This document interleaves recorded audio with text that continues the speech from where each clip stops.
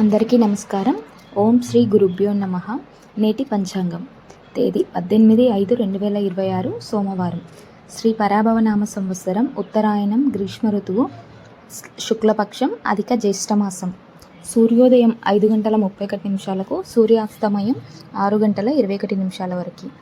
తిథి విదియ రాత్రి 9:11 వరకు. నక్షత్రం రోహిణి నక్షత్రం మధ్యాహ్నం 2:31 వరకు.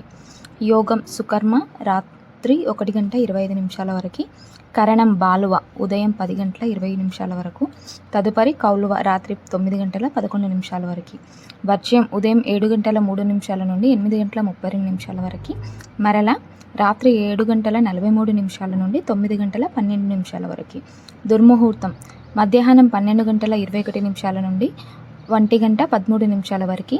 మరల మధ్యాహ్నం 2:55 నుండి 3:47 వరకు.